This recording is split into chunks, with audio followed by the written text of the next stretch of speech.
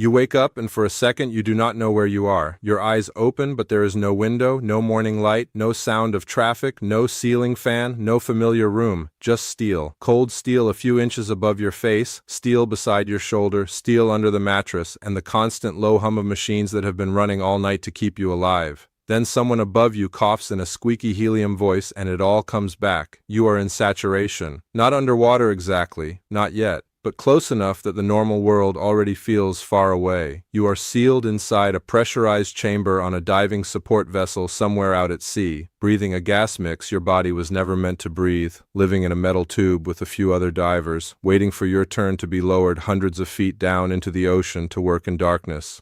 And the strange thing is, this is the life you chased. No one ends up here by accident. You do not become a saturation diver because you like the ocean. You become one because somewhere along the way, ordinary work stopped being enough for you. Maybe it was the money at first, maybe the challenge, maybe the pride of doing something so difficult that most people cannot even imagine it properly. Whatever it was, it pulled you deeper and deeper into commercial diving until one day you found yourself here, waking up in steel, days away from fresh air. A few years ago, your life looked completely different. You were just another commercial diver trying to move up, taking rough jobs in cold water, inspecting structures, cleaning, cutting, welding, working long days in places that looked nothing like the fantasy people imagine when they hear the word diver. There were no coral reefs in your world, no tropical sunlight, no peaceful blue water, just dark conditions, heavy gear, strict procedures, and the constant understanding that underwater mistakes do not stay small for long. Even in that world, saturation diving always sounded like another level. You heard stories from older divers, living under pressure for weeks, sleeping in chambers, speaking in helium voices, being transferred in a bell to work at depths too extreme for regular diving. Good money, yes, but also isolation, discomfort, and risk stacked on top of each other. Men talked about it casually, which somehow made it sound even more serious.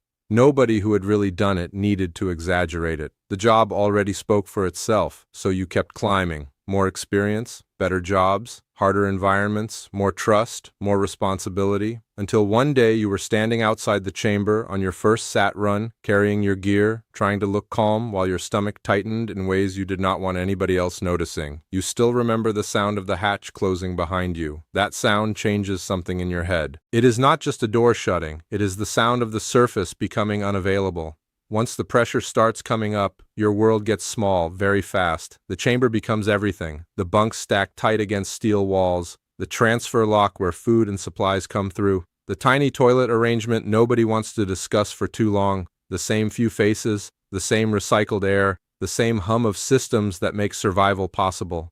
At first, the hardest part is not fear. It is how unnatural everything feels. You miss little things almost immediately. Standing up properly, walking more than a few steps, being alone for 5 minutes, fresh air, a real shower, a normal voice, the freedom to open a door and step outside when your head feels crowded. In ordinary life, you never think about how much peace comes from simple physical freedom. In saturation, you think about it all the time. Then the helium starts affecting your voice. The first time you hear yourself speak, you laugh because you have to. You sound ridiculous. Everybody does. The chamber is full of grown men talking like cartoon characters while trying to act serious about dangerous industrial work at depth. From the outside, that part sounds funny. Inside, it becomes normal fast. After a day or two, the helium voice stops feeling like a joke and starts sounding like captivity.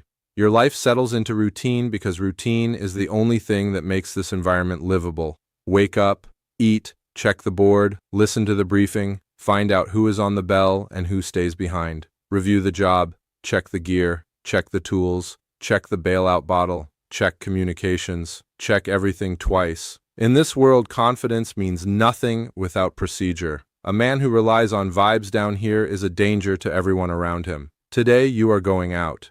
The second you hear your name on the dive rotation, your body sharpens. Not panic exactly. You are past that now, but something tightens. You start narrowing your focus without even meaning to. That is one of the first real lessons saturation teaches you. Never hold the entire reality of the job in your head at once. If you do, the size of it can overwhelm you, so you reduce it. One step at a time, one check at a time, one task at a time. You and your partner get into your gear in the cramped chamber like men following a ritual. Suit on, connections checked, helmet ready, tools confirmed. Each movement matters because this is one of those professions where details are not annoying, they are survival. By the time you climb into the bell, you are already mentally shifting away from normal thought. The world is getting smaller again. The bell is not much bigger than a closet. 2 divers, gear, tension, and steel. That is your elevator to the seabed. When the hatch closes and the bell starts descending, you feel that same odd moment every time. You are still technically connected to the vessel above, still surrounded by systems and procedure and comms, but you are also on your way down into a place human beings were never designed to work. At first there is some light through the viewport, then less, then almost none. The water darkens until outside the bell there is only blackness cut by artificial light and drifting particles that look like dust in an abandoned room. Nobody talks much on the way down. You listen to the supervisor, watch the gauges, rerun the job in your head, pipeline inspection today, maybe some tool work if conditions allow. The briefing sounded clean and manageable in the chamber. Everything sounds cleaner in the chamber. At depth, nothing feels abstract anymore. When the bell lands, the silence changes. That is always the strange moment. You hear your own breathing inside the helmet, you hear your partner shifting beside you, you hear the voice from comms, and under all of it is the truth that above you is an impossible amount of water, and above that a ship, and above that an entire world carrying on like this place does not exist. Then the hatch opens, and there is the bottom. Not magical, not beautiful in the way movies imagine deep water, just dark industrial reality. Structures, steel, lines, valves, pipework, shadow, harsh work lights cutting through black water. It feels less like entering the sea and more like stepping into the basement of some giant machine. You go out slowly, careful with your umbilical. That line is your world. Breathing gas, hot water, communication, life, everything comes through it. People talk about divers as if it is a freedom-filled job, but saturation teaches you the opposite. Down here, you are not free. You are dependent in the most absolute way.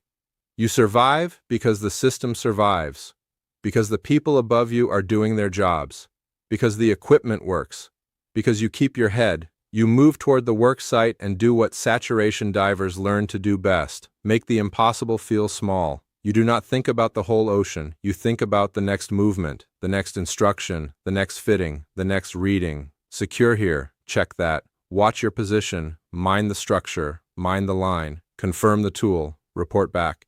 Keep moving carefully. That is the real discipline of this life. People think the job is about courage. It is not. Courage matters, sure, but discipline matters more. The best saturation divers are not the ones who feel the least fear. They are the ones who can feel it and still keep the task clean. Panic is understandable down here. It is also useless. Halfway through the job, your body settles into rhythm. That is always the strangest part. Even at this depth, even in this darkness, human beings normalize things. What looked impossible from the surface starts feeling like work. Bad conditions, yes. Serious conditions, yes. But still work. That mental shift is what makes this profession possible. If every dive felt as surreal as the first one, nobody would last. Then the small scare comes. Not a disaster. Not even a real incident.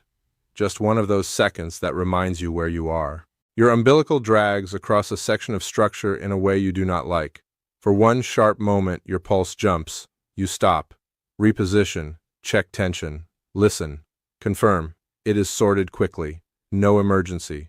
No drama. But your body remembers. Saturation diving is full of moments like that. Not enough to make headlines, but enough to keep your respect for the environment alive. When the job is done and you climb back into the bell, that is usually when the tension finally shows itself. Not during the work. After. You settle into the cramped space next to your partner and suddenly your shoulders feel tight. Your jaw too. The descent into focus is over, so your body starts admitting what it was holding. The hatch closes. The bell starts rising. Outside the viewport, the darkness slowly changes as you head back toward chamber life. And chamber life is its own battle.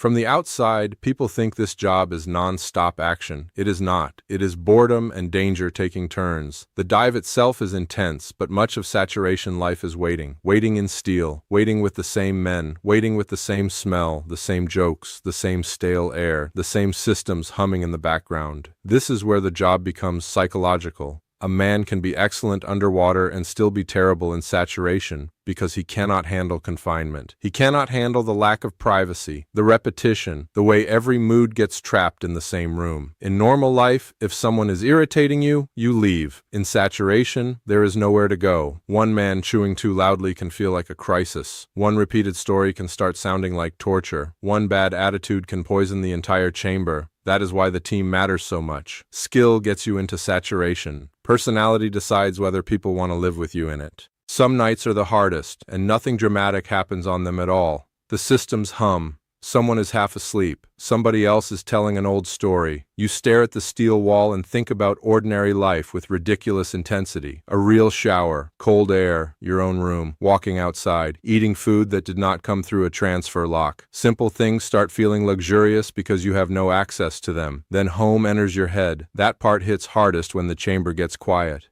You think about your wife, or your girlfriend, or your parents, or your kids if you have them. You hear their voices through awkward calls, your own helium voice answering back like a cartoon version of yourself. You ask normal questions and pretend the distance feels manageable, but it does not. You are sealed inside pressure while the people you love continue their normal lives on land, and no matter how much they care, they cannot really imagine your day. That is one of the hidden costs of this job. Good money, yes. Strong pride, yes, but it stretches relationships in ways that are hard to explain. Still, this life gives you something powerful in return. Pride. Not loud pride, not the kind you post online. A quieter kind. The kind that comes from knowing you function in one of the harshest work environments on Earth. You do not need everybody to understand the job because you understand the job. You know what it takes to stay calm in the bell, to work clean at depth, to live in the chamber without falling apart. In a strange way, that private pride matters more because it is earned in a world where pretending is useless. Every saturation diver also carries the stories, the accidents, the close calls, the names people mention in lower voices. In dangerous industries, memory becomes part of safety. You do not walk around terrified all day, but you never fully forget what this environment can do. The moment a diver starts feeling untouchable, he becomes dangerous, mostly to himself. After enough days in saturation, something odd happens. It starts feeling normal, not pleasant, not easy, but normal. The chamber becomes where you sleep, the bell becomes your way to work, the seabed becomes a job site with familiar structures and problem areas, the supervisor's voice becomes part of your day, the vessel becomes your address. That is when you realize the title of the job fits better than people think. It is not just your body that becomes saturated, your mind does too, with steel, routine, procedure, pressure, risk. The strange rhythm of living in a place that should feel impossible, but for a while becomes your ordinary life. Then finally, when the work is done, decompression begins. This part sounds easy when explained. It does not feel easy when lived. Now the dives are over, but you are still trapped in the chamber while the pressure is slowly reduced. So you wait again. Only this time the end feels close enough to touch. Everyone starts thinking about home, about air, about getting out. The final stretch is often the longest emotionally because you are finished but not free, almost back but not back yet. Then one day the hatch opens, fresh air hits your face, nothing dramatic happens, no music, no grand speech. But for a second, the surface feels almost unreal. The sky looks too open. The deck feels huge. Even the air feels richer than it should. You step out slowly, like a man returning from some sealed-off version of life that most people will never understand. People ask the usual questions. Good run? Busy trip? Everything all right? And you give the usual short answers because what else are you supposed to say? That for weeks you lived in pressure, spoke in helium, rode a steel bell into darkness, worked at the bottom of the sea, missed home, hated the chamber, respected the job, and came back feeling both grateful for the surface and slightly disconnected from it? Most people do not want the full answer. So you go home, and for a while, normal life feels unbelievably good. Your own bed, real silence, open space, fresh air on your face, food that tastes alive again, the freedom to walk outside at night and just stand there. After weeks in saturation, simple things feel expensive. Then, after some time passes, the strange part begins. You miss it. Not all of it, not the smell, not the confinement, not the chamber walls, but you miss the sharpness of it, the focus, the directness, the stripped-down rhythm of a life where everything mattered in a clear way. Brief, dive, work, return, repeat. No fake urgency, no pointless noise, just trust, discipline, risk, and the job. That is why men stay in this world longer than outsiders expect.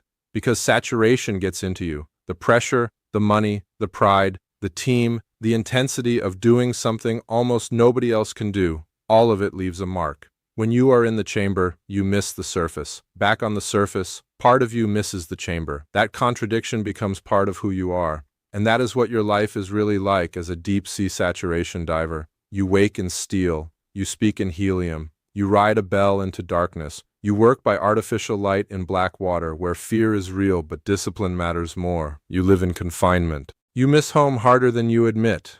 You come back carrying a kind of pride most people will never fully understand. From the outside, people say you dive for a living.